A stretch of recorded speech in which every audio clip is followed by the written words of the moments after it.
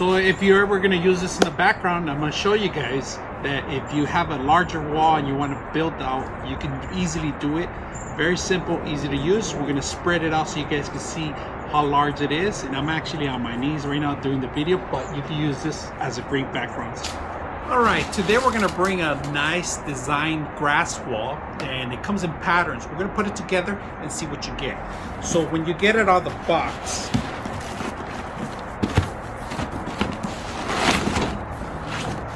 you get 10 pieces all together.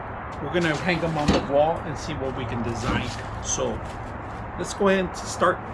All right, so if you guys want to know, you can intermesh them. Like this one has a point in the other side, the actual internal part where you connect it to. So putting it together, it's simple. It's like a big sheet of it's very simple to put it together. It interlocks together. If you get them loose, all you got to do is you could zip tie them if you want. It's up to you. I'm gonna hang it on a wall and see how great it looks. And you can use this as a background. These are 10 pieces. I'm not gonna put the last piece so it can even it out. All right, so you can buy a couple of boxes and cover an entire wall with this.